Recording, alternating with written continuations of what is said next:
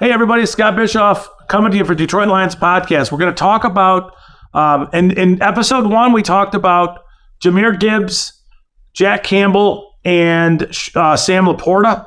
And video 2 is going to be Brian Branch, Hendon Hooker, Broderick Martin, Colby Sorsdal, and Antoine Green. And then sort of like a wrap it up kind of, this is what the position groups kind of look like after free agency and the draft, very generally. So stay tuned, coming to you right after the break.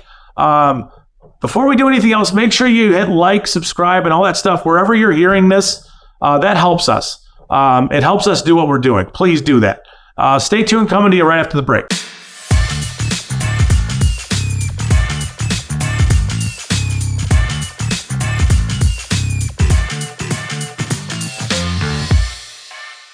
So we hit Gibbs, we hit Campbell, we hit Laporta, and now we get to the point where the Laporta pick was a good pick, and it felt like a good pick, felt like a smart move. And then the Lions went ahead, and I believe they traded up. I could be wrong, but I think they traded up to 45 and drafted Brian Branch, and the entire thing turned. He's a nickel safety, let's call it that, out of Alabama. Getting him at 45 is stealing. It is just stealing. If the Lions would have taken him at 12, I'd have been pretty happy. So, this is a guy, pretty much the entire defense for Alabama last year was he and Will Anderson in some ways, but really Branch was the show. He could play all over the place.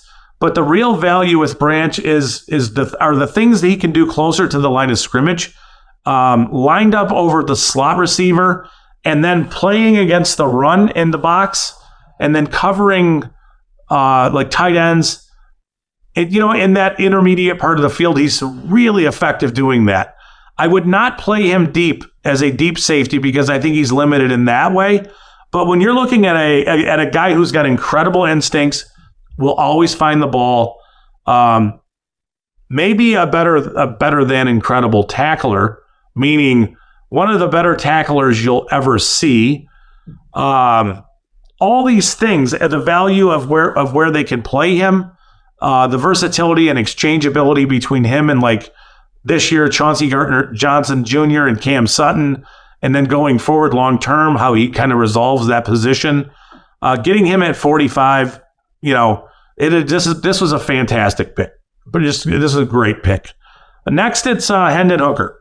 So Hendon Hooker with pick 68. So I would consider him to be a developmental plus quarterback prospect, and what I mean by that is he a depth player or is he more? On film, there's clearly enough for him to be a pretty coveted prospect in the process. He tore his ACL late. He's an older prospect. And Tennessee's offensive scheme does no favors for quarterbacks as far as learning to read coverages and go through progressions. So it's not something he's ever really had to do. So is he at first base as far as the learning curve? No, I think he's ahead of that. But there's a lot for him to have to figure out and resolve and learn at the NFL level. And then here's the problem is that he's injured this year. So the timing for where he comes to the Lions is just a little uncomfortable. You have Jared Goff for 2 more years.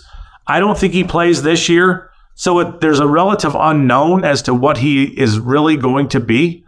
You're going to see him in practice. You're going to see how hard he works and all those things. You're just not going to see him play. So that's the conundrum there. That's the problem is that we don't know what he's going to be likely before they have to make a decision, maybe not even about him, that impacts whether he is the guy or not. But he's a developmental and he's a good enough prospect that I think he should have went much sooner than this.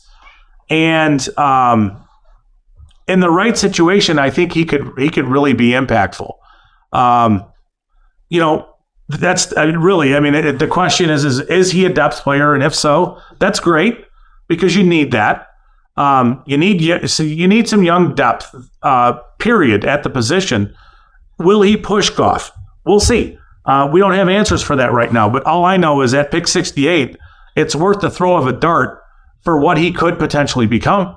There's no doubt. I mean, I think it's almost like, I don't want to say a no-brainer, but it kind of is. It's, for what he showed last year and how effective he was, challenging teams vertically, making plays outside structure, running with the ball, dual-purpose guy, super accurate, all those things, super smart pick, very happy with this pick.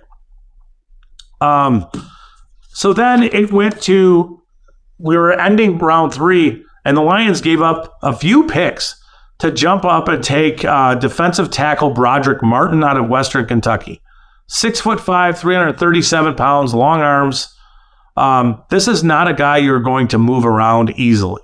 So when you see him, he is just pure size and power with a little bit of pocket movement ability, meaning he is not a we're going to sit here at the line of scrimmage and just have a party because I'm not capable of getting into the backfield. He is capable of getting into the backfield a little bit, but it's a little bit enough to where it makes him a little more dangerous than your run stuffing nose tackle. Again, huge man, lots of mass. He is very difficult to move. There's a lot of double team blocking with him. The other thing that stands out in a big way is you can see effort from him. He doesn't give up on plays. He's relentless. He'll run. He'll chase down the ball to the far side of the field. He will. He does it pretty regularly. So it's interesting to see how, a player like that just not give up. What does that sound like, right? So he needs refinement. As a one tech, I think, you need a little work there. Some of that's going to come in trying to keep his pads low and not standing straight up and exposing, his body to guards who are then going to move him off the ball. But you take him, you pair him with Aleem McNeil and Isaiah Buggs. You have huge bodies. Again, you've just made it much more difficult to run on you. If that's the plan, I'm not saying it's the plan because I don't know for sure, but if that's the plan coming out of this draft was to make it much more difficult to run on us, they've done that. I think he needs a little refinement in the way he uses his hands to disengage. But again, he's a massive body and a player who really fills a need. If McNeil is their 3, they really needed you need a rotation as for ones, and Buggs and Martin and others fill that role. I think he's part of a rotation early, which is good. You need that, but he's an exciting player. It'll be very interesting to see what he does and how many double teams he commands, on the interior there to free up everybody else, right? So if he's eating 2 blockers, McNeil has to deal with 1. Everybody else is singled up. It's good stuff. So obviously they targeted him as a player that they valued. Colby Sorsdal, the right tackle for William and Mary, he's going to be a guard in the NFL. Developmental player. I think he's got nasty demeanor. You can see it. His style is it's a fun watch. Against lesser competition, you can tell that he was just better than some of the other players. The things that he did as a tackle that had me kind of perk up and take notice was his ability to reach block players, a gap away from him, to move his feet and be in position to reach them, turn them, and seal them off from the play was very impressive.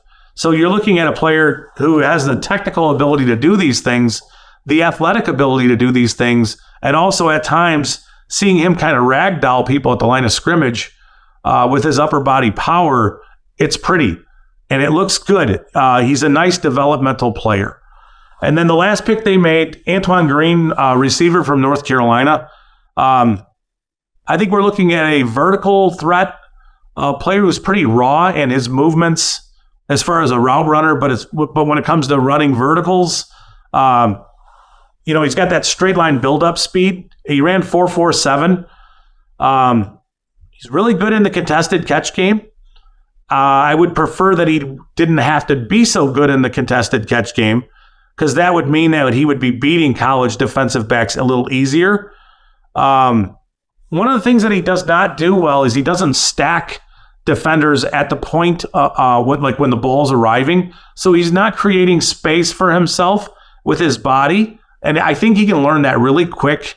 And if he picks up on that, you're looking at a player who I think might be sneaky good in terms of vertical splash plays, because he can run, and he does show it. He's a very interesting prospect, worth a flyer at that point, especially considering Jameson Williams' issues to this point. So that's the draft. One thing I did want to mention is, and we're not going to go through all this stuff, but like when you're at pick 6 and Witherspoon goes, we need to consider that maybe they didn't care for what was left, and that's why they moved to 12. And from 12 to 18, some corners went. Lucas Van Ness went. Christian Gonzalez went. I'm glad they didn't pick him. I don't think he fits them at all. And then after Campbell goes, it's the same thing. There's a bunch of receivers that go, and it's just like, this was not a great class. It just wasn't. So summarizing kind of where they are post-draft, I think that obviously in free agency, you really bolstered your secondary. And in the draft, you bolstered your defensive line. The interior, you've got some help. You added a big-bodied playmaking linebacker. You've gotten bigger. You've gotten much tougher to run on. Offensively, we broke down the whole thing with explosive plays. You've made your offense more explosive, and I think it'll stay that way rather than drying up. Because let's be honest, the back half of the season, the Lions' offense wasn't as good as it could have been because they weren't running the ball effectively and they weren't getting splash plays. So, I think the running back room is significantly better than it was. The Jameson, the gambling thing sucks, but you have some players who can cover that 6 weeks. I think Laporta helps there. I think Gibbs helps there as far as getting their offense rolling. And, overall, I would tell you that I think that the Lions, while doing it somewhat unconventionally, have done a really good job of improving pretty much everywhere on this roster. And now it's just a matter of how they gel and how it all comes together. But, those are the thoughts on the draft. We'll continue doing these. Hopefully there's some value for some of you guys for some of you guys and girls and ladies, in what the thoughts were as far as why I think they did some of the things they do. But, that's it. That's the recap video. We'll talk soon. You guys have a great couple weeks, and we'll have something for you quick. See ya.